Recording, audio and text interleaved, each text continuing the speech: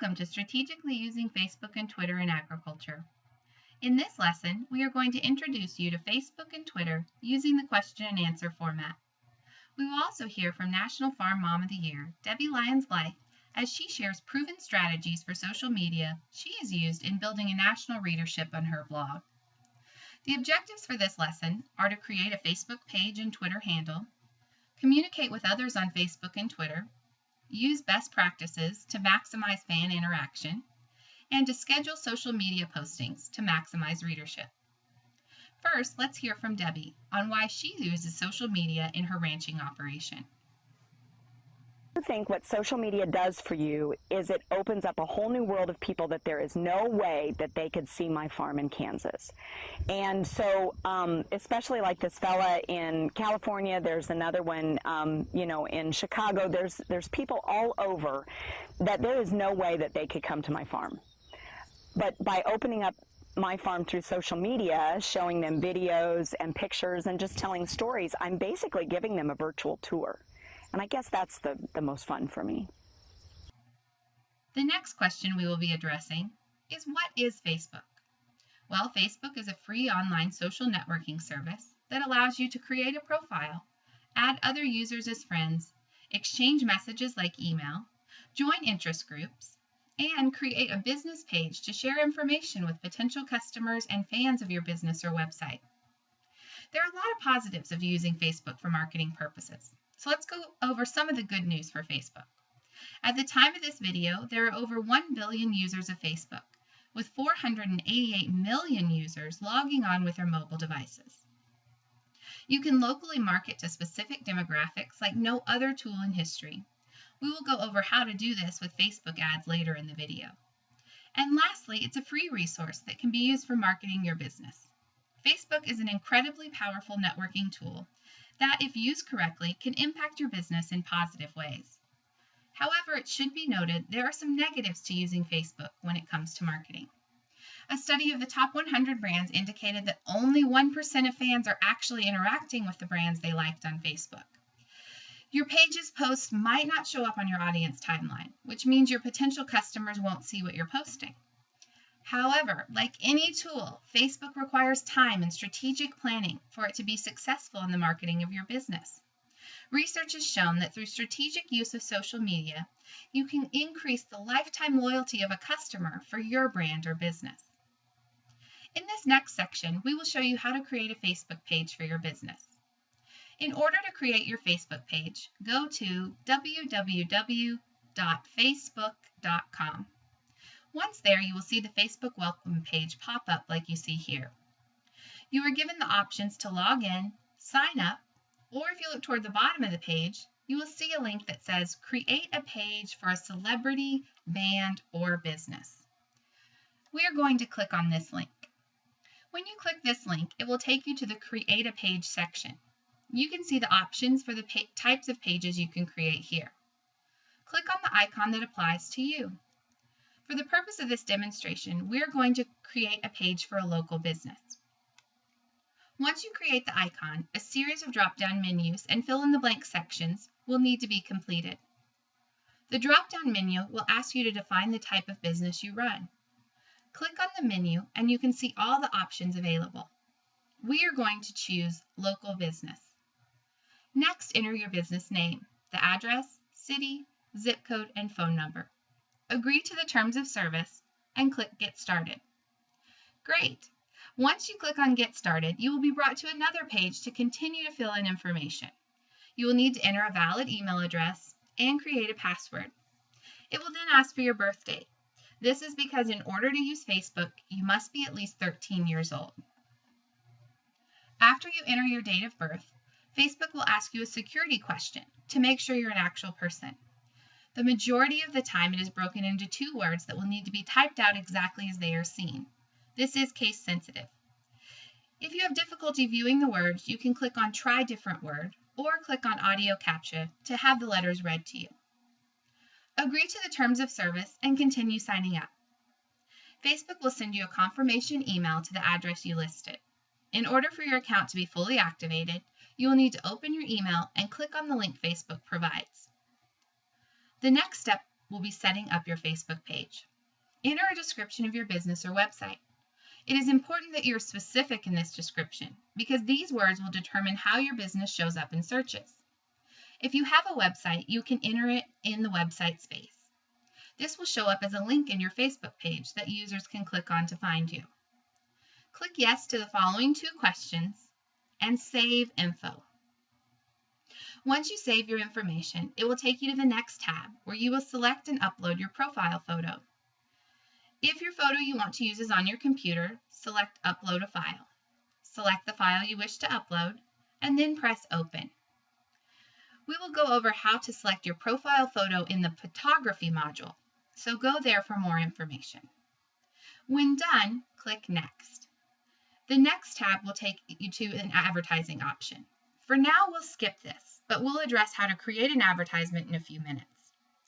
Once you click Next, it will take you to your page. For now, it will be empty. Here you can see the logo listed on the profile photo with the specific information of the business under the profile photo. So let's make our first post. Here we're going to type in a link to the breed registry. When you're satisfied with your post, click the Post button. The post now shows up in the timeline feature to the right of the page. This completes the beginner's guide for setting up a Facebook page. The next topic we'll be going over is how to use Twitter. Twitter is an online microblogging website that allows users to send messages up to 140 characters in length. It allows conversation on specific topics with many previously unconnected users. Essentially, it is a platform that allows your voice to be heard among millions of users with the push of a key. The next topic we will address is, how do I create a Twitter handle? The first thing you need to do is go to www.twitter.com. Once you're there, the homepage will look like this. Look under the New to Twitter Sign Up box. Here you will need to enter your full name, email address, and password. Click on Sign Up for Twitter. Once you click Sign Up, you will be taken to the next page where it will validate your name, email address, and password. If your username is already taken, you will be assigned a username from Twitter.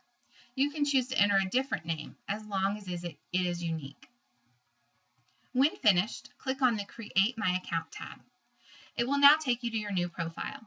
We are almost finished. Twitter will guide you along the process of starting. You will need to start by following at least 5 people. Here we are entering common key phrases that match with the interest of our business.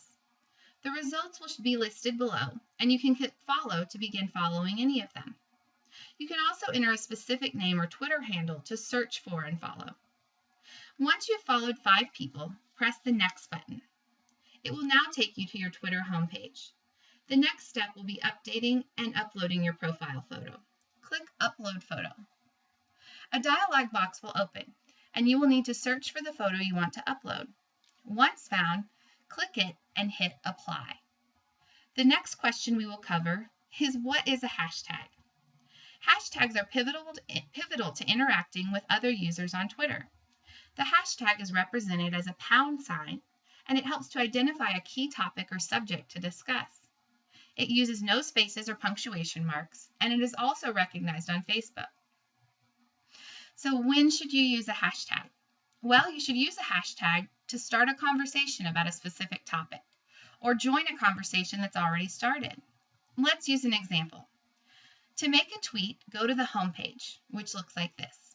Here you will see a box that you will type your first tweet into. As you can see, the number at the bottom indicates we have 140 characters left. That's the max characters you can use on Twitter.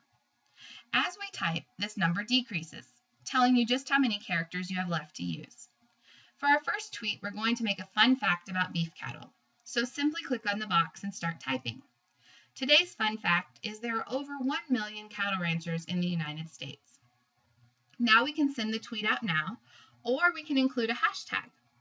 To create a hashtag, press the # and immediately enter a keyword that describes your tweet without a space separating them. Here we're going to use beef cattle as a hashtag.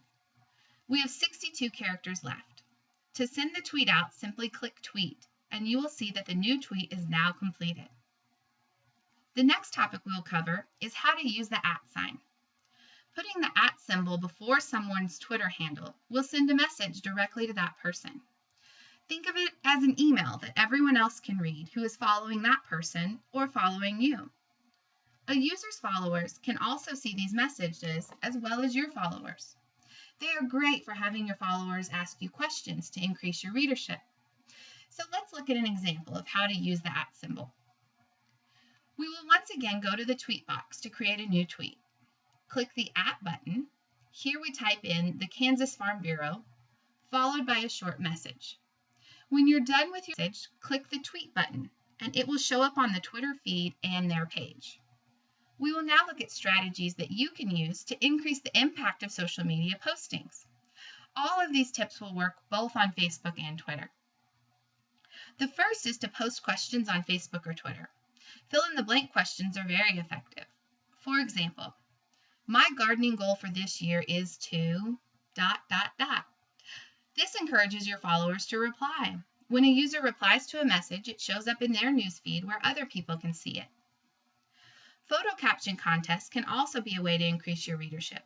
Post a photograph and ask for the best caption. You can use Facebook and Twitter to post special offers that are good for only those who like your page. Often this can include a code or a discount reward for people following you and to get them into your place of business. Some businesses will offer prizes for when a certain amount of people like their Facebook page or follow them on Twitter. Though this won't necessarily increase interaction, it can definitely be a way to gain more likes and have more people following your page. There are many other ways to increase interaction on Facebook and Twitter. Start by following people in your immediate community. Chances are they will follow you right back. You can use hashtags to search for specific topics. For example, if you're a gardening supply store, you can search for people who use the hashtag #gardening and begin to follow them. Also try to use the @ feature often in conversations. Keep your posts short and sweet. Statistically, posts under 80 characters do the best. Tweet once a day and try not to over-promote yourself. You want at least 9 posts for every 1 promotion post. Create conversation. Nothing will bring traffic to your site more than meaningful, relevant, and engaging conversation. Now that we know how to create Facebook and Twitter posts and a few strategies to increase interaction, we need to take a look at the timing of posts. Social media posts are only effective if people see them. However, the ever-evolving nature of social media means that if you post your content during a time of day with little traffic, your post will most likely be covered up by other posts when users are active on the social media sites. So when should I schedule my posts? 80% of people between the ages of 18 to 44 will get on their phone and check social media between 6:30 and 8:30 a.m., most likely when they're getting ready in the morning. Posts created on Thursdays and Fridays between 1 and 3 p.m. show an 18% higher readership and response rate than any other time. So the best time to create content is either between 6:30 and 8:30 a.m. or on Thursday and Friday between 1 and 3 p.m. The most important thing is to learn and study your demographic to learn what works best for you. Debbie Lyons Blythe, National Farm Mom of the Year and Successful Advocate, also has a few tips on scheduling her media posts for success. I really don't measure my success based on how many people saw a Facebook post. But specifically, if a Facebook post doesn't get very many views, then I will realize that I need to post that at a different time of day or a different day in order to reach the audience that I really want to reach. So I don't specifically, like cheer when it reaches 1,000 views or whatever. Specifically, I just want to know that a person that is in my target audience saw it. And so if they post a comment, then I know that's a good time of day. Or if there's just very few views for that one initially, then I'll repost it later on in the day to try to connect with the right audience that I'm trying to reach. The next question we will address is, how do I create a Facebook advertisement or offer? Facebook ads can be a unique way to get the word out about your page, blog, or business to your local community or the entire nation. When using a Facebook ad, you create an advertising campaign where you get to decide how much you're going to spend. This campaign can be for gaining new likes for your page, offers that are similar to coupons, a link to your website, or many more. One thing that's unique for Facebook advertisements is that you only pay for the impression. In other words, you only pay for each time someone clicks on your advertisement. Compared to other forms of advertising, Facebook is relatively low cost. At the time of this video production, the average cost per impression was a mere 80 cents. Only 0.03% of those who see your advertisement will respond by clicking on it. As we mentioned before, you only pay for those users who actually respond to your advertisement, and you can set a cap on how much you want to spend. Once you click on Advertise on Facebook, the first thing you will want to do is choose a Facebook destination. This is simply a link to where the advertisement will redirect someone. This can be to your website, blog, or Facebook fan page. The next question is asking what your goal of this advertising campaign will be.